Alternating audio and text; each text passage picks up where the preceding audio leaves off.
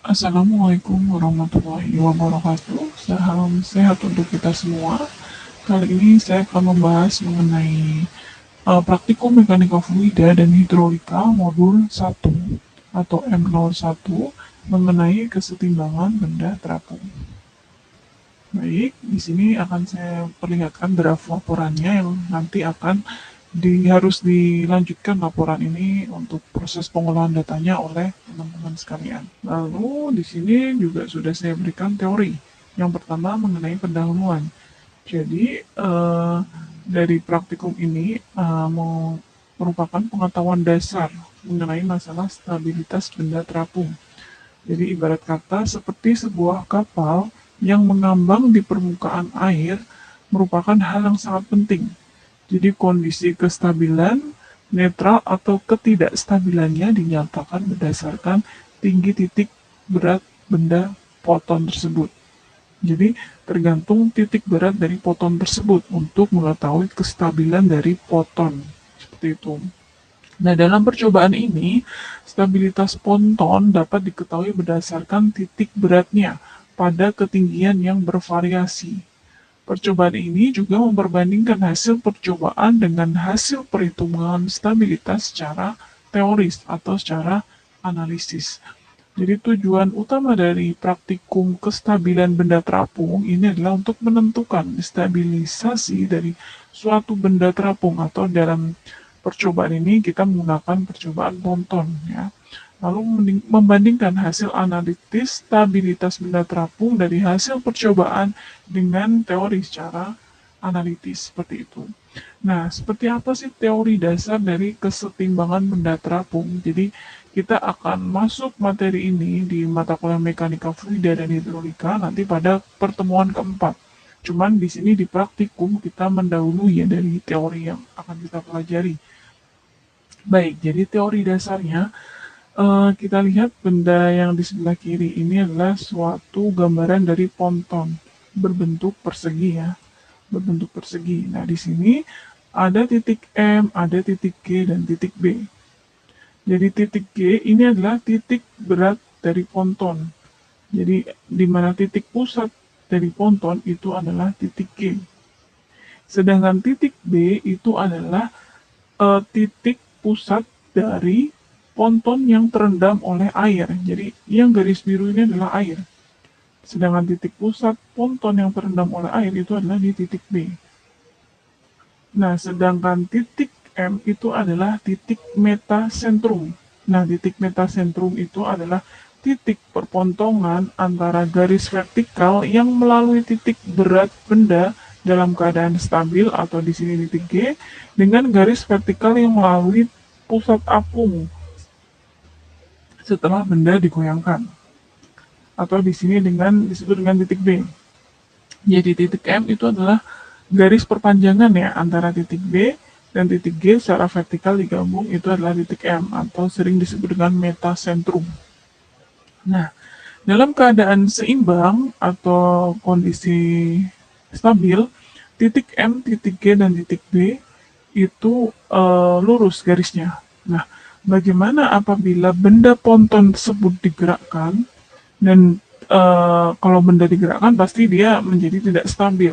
Nah, apakah benda ponton tersebut akan mengguling atau tidak mengguling? Nah, itu tergantung dari nilai M-nya, tergantung dari titik M-nya. Kalau M-nya nanti akan positif, dia berarti tidak mengguling. Tetapi kalau M-nya negatif, berarti dia akan mengguling. Seperti itu. Nah, di sini kita bisa lihat ya, ketika benda tersebut digerakkan, maka titik pusatnya ada di titik G tetap, jadi tidak berubah. Titik pusat fotonnya tidak berubah. Jadi G itu adalah berat pontonnya, sedangkan B itu adalah gaya apungnya ya. Nah, sedangkan titik B itu berubah. Yang tadinya titik B berada di posisi awal di sini, karena benda yang terendam oleh air ya, yang terkena air, terendam oleh air, dia kan berbeda tuh. Kalau yang netral dia posisinya seperti ini, tapi ketika miring, yang terendam dia berbeda sehingga titik B ini mengalami pergeseran menjadi titik B aksen. Dari titik B ke B aksen itu pergeserannya sejauh X. Nah, pergeseran ini mempengaruhi nilai dari metasentrum atau titik M. Nah, sehingga pada percobaan kali ini kita akan menganalisis bagaimana cara menghitung nilai metasentrum supaya mengetahui apakah benda ponton tersebut ketika diberi gerakan dia akan stabil atau tidak stabil. Seperti itu. Nah, ini teori dasarnya seperti itu. Nah, di dalam perhitungan teori ini atau percobaan ini kita menggunakan beberapa persamaan. Jadi di sini kita lihat di sini adalah persamaan bagaimana kita menghitung nilai dari metasentrum. Nah, ini secara teorinya. Jadi ada W dikalikan X sama dengan W kali GM kali sin theta. W itu adalah berat dari pengatur beban transversalnya. Nanti di video sudah dijelaskan cara mendapatkan berat pengatur beban transversal. Sedangkan X itu jarak tadi ya, titik B dalam kondisi stabil dengan titik B aksen di mana ponton tidak dalam kondisi stabil. Itu adalah X. Sama dengan W. W adalah berat ponton. Nah, cara mendapatkan W juga akan dilihat pada video. Seperti itu. Sedangkan GM itu adalah dikali dengan sin theta. Sin theta, theta itu adalah sudutnya, sudut yang terbentuk dari akibat benda ketidakstabilan benda tersebut. Nah, GM inilah yang akan kita cari. GM sama dengan W kecil kali X dibagi W besar kali sin theta. Nah, secara teoritis, GM dapat diperoleh pula dari BM dikurangi BG. Jadi garis jarak antara BM dikurangi dengan BG. Dengan BM itu adalah rumusnya I-min. I itu adalah momen inersia ya, atau titik pusatnya. Momen inersia dibagi dengan volume. Sedangkan BG itu rumusnya adalah Y dikurangi D per 2. Y itu adalah titiknya ini ya, Y itu adalah dari panjangnya dari lebarnya dari ponton tersebut. Sedangkan D itu adalah kedalaman ponton yang terendam oleh air. Jadi D-nya itu dari muka air sampai ke ponton ini. Jadi lebarnya ponton yang terendam oleh air itu adalah D. Nah, seperti ini sudah ada. Jarak antara titik berat ponton dan dasar ponton itu adalah Y. Kedalaman bagian ponton yang terbenam air itu adalah D. Jadi kalau Y itu adalah titik pusat ini hingga dasar, sedangkan D dari muka air ke dasar. Seperti itu. Oke, ini adalah secara teoritis. Sekarang saya ingin menjelaskan alat dan bahan yang sudah dijelaskan secara detail di video. Jadi alat dan bahannya ada meja hidrolika dan perangkat alat percobaan stabilitas benda terapung. Seperti apa alatnya adalah seperti ini. Jadi ada tiang, ada berat vertikal geser, ada keseimbangan berat. Ini adalah ponton yang kotak, ada berat cukai, ada skala kemiringan sudut. Nah, ini nanti yang akan kita amati skala kemiringan sudutnya. Di sini ada tampak samping depan dan meja hidrolikanya ya. Jadi ada unting-unting, tiang vertikal, skala derajat, pengatur beban geser, skala jarak, pengatur beban transversal, dan juga kotak ponton dengan spesifikasi. Nah, ini nanti akan dijelaskan juga lebih detail di video yang sudah diberikan seperti itu. Nah, ini ada sudah diketahui. Jadi semua kelompok nilainya sama. Dimensi pontonnya sudah ditentukan. Panjangnya adalah 350, lebarnya 200, tingginya adalah 75 mm. Sedangkan massa ponton dengan W besar, massa ponton itu berat pontonnya itu adalah 1457 gram.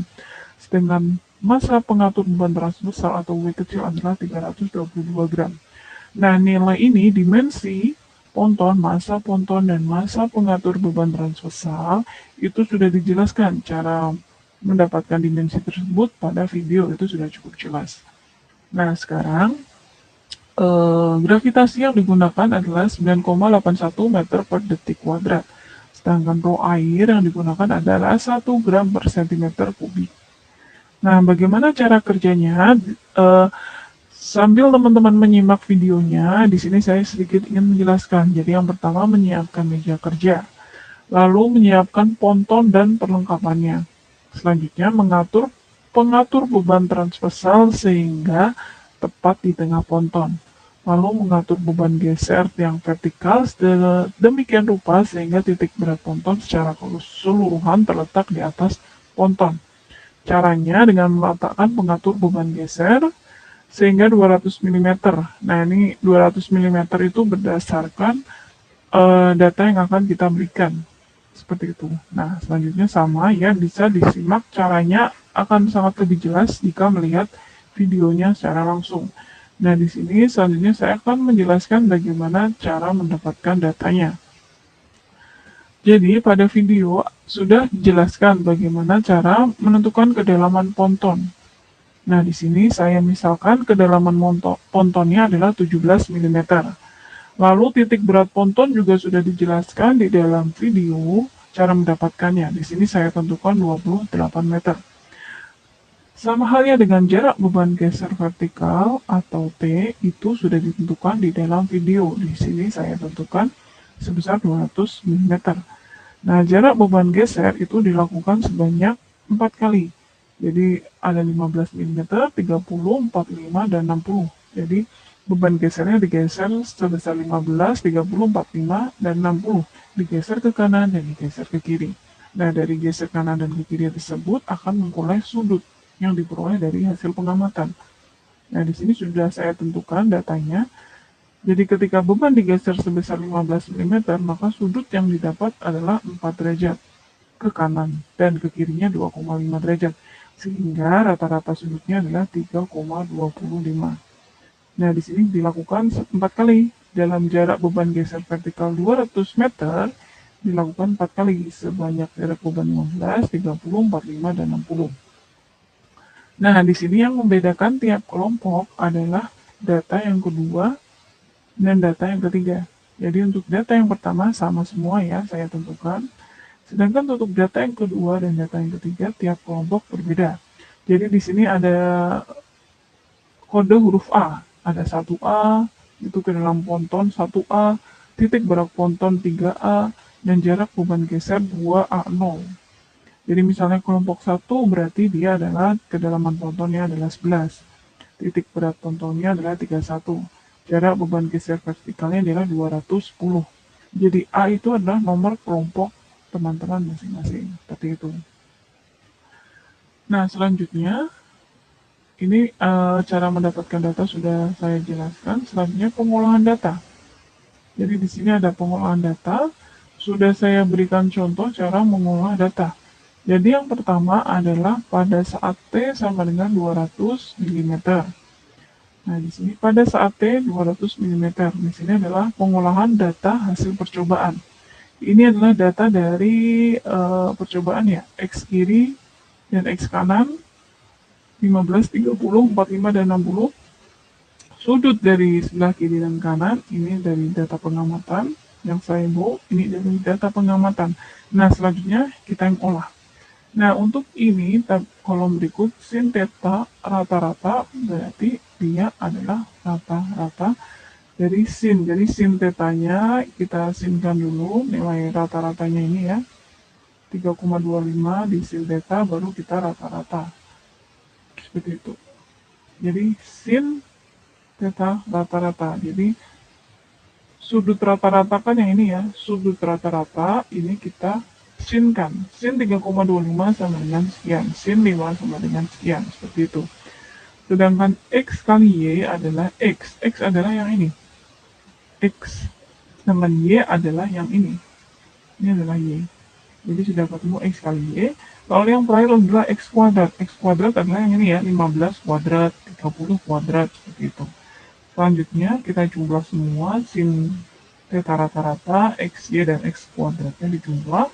Sehingga didapat Y bar sama dengan jumlah dari Y dibagi dengan N. Jumlah dari Y kan ini, dibagi dengan N yang 4, ketemulah hasil sekian.